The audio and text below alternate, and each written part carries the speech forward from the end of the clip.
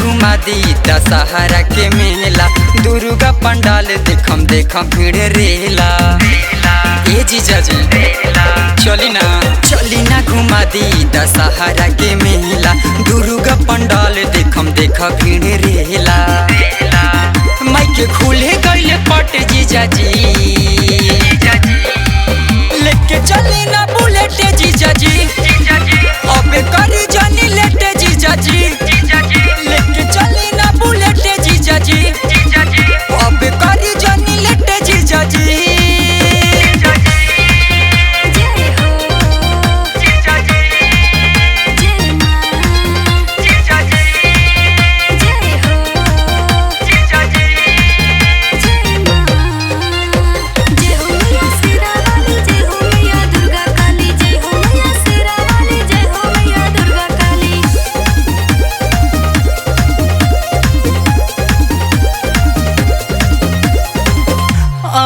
काल कही जोनी रउआ टारी सासाराम दशहरा में लागे बड़ी भारी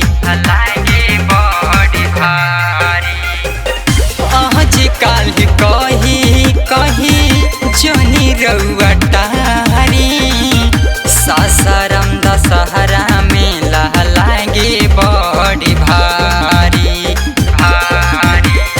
करी जनी डेट जीजा जी लेके चली ना बुलेट जीजा जी अबे करी जनी लेट जीजा जी लेके चली ना बुलेट जीजा जी अबे करी जनी लेट जीजा जी।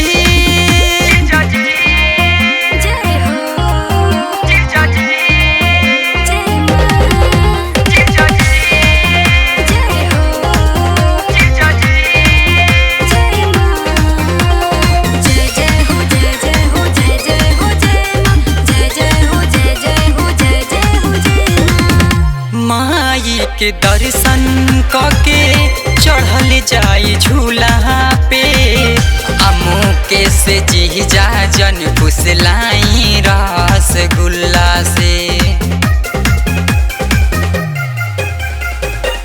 माई के दर्शन कके चढ़ल जाई झूला पे अमुके से जीजा जन फुसलाई